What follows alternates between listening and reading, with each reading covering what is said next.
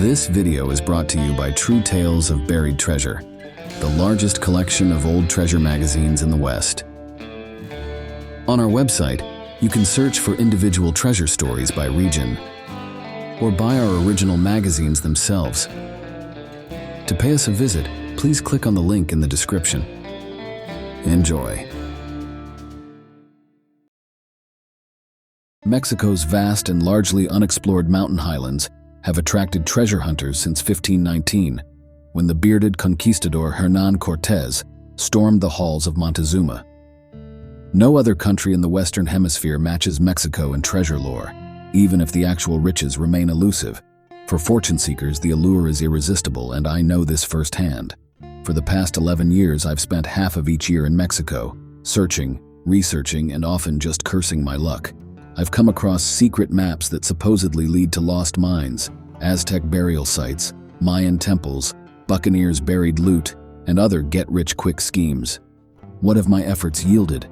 A few Indian artifacts, a bit of placer gold, a piece of ore with some flecks of color, an 1856 copper 8-octavo coin from the Free State of Jalisco, worth about $500 in any coin shop, and the scars from thousands of insect bites, frequent rockfalls, and a chronic kidney infection courtesy of a rare tropical parasite.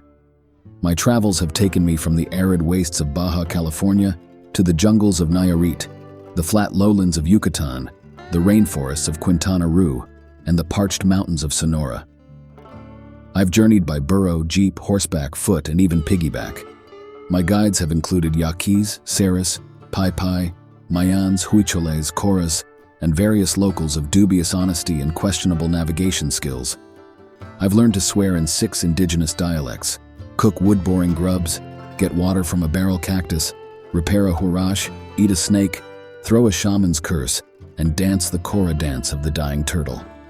Of all these skills, the turtle dance has proven the most useful. I'm a hit at parties and rarely need to resort to wearing a lampshade for laughs. But the treasure is there. The persistent legend of the Yaqui gold is a good starting point. In 1965, the London Sunday Times published the previously unknown story of an attempt by a London firm of international financiers, Daniel C. Griffith and Company, Limited, to purchase the rumored but never proven hoard of gold held by the Yaquis. The gold, reportedly 4 million ounces, was stolen by the Sonora-based Yaquis when they raided a Mexican mint at the turn of the century.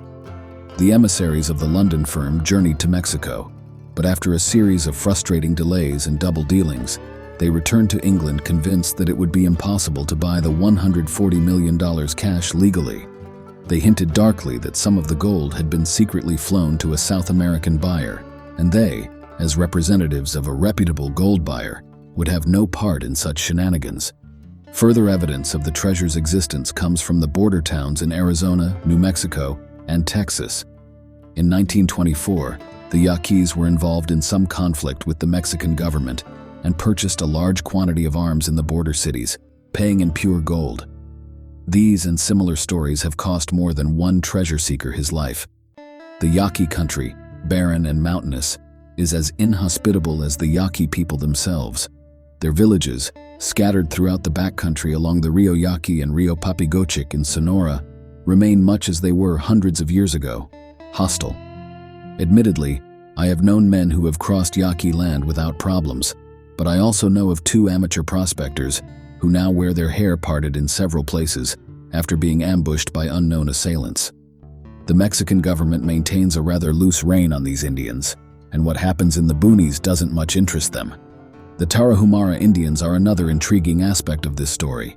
Living in extreme poverty and largely overlooked by the Mexican government, attempts to alter their traditional lifestyle have all failed. Their mountains contain tempting deposits of gold and silver, but they claim ignorance of these treasures. Interacting with them can be as productive as talking to a wall.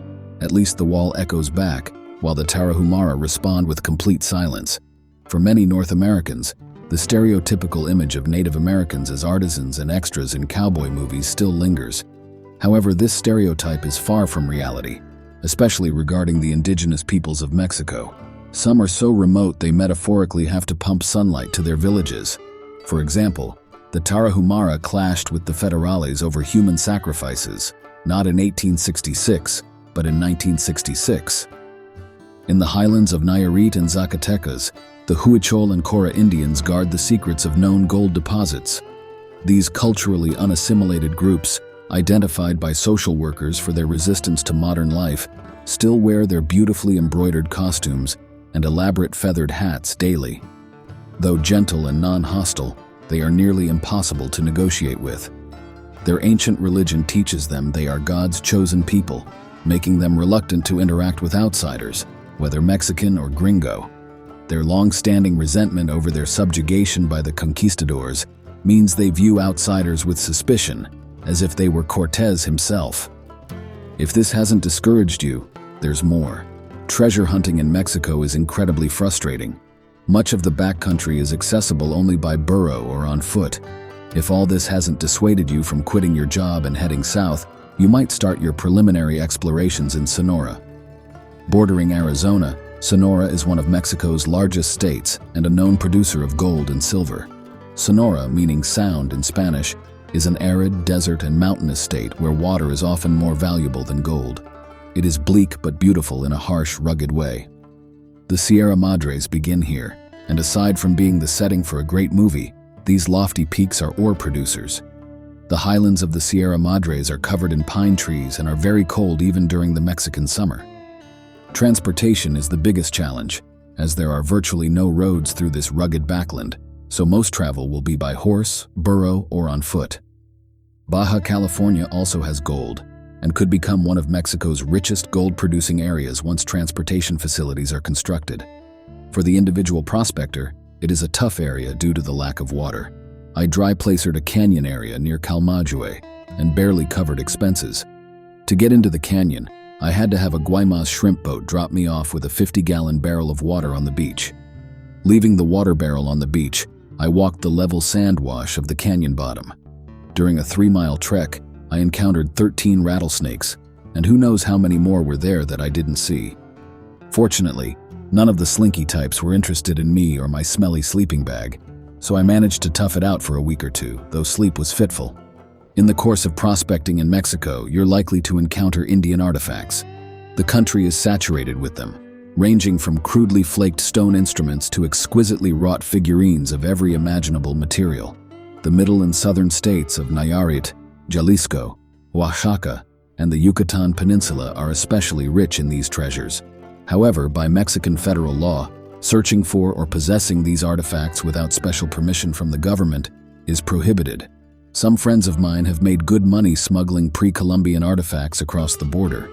It used to be easy since the only thorough searches were done by U.S. Customs inspectors, who didn't care if you carried out the original Aztec calendar.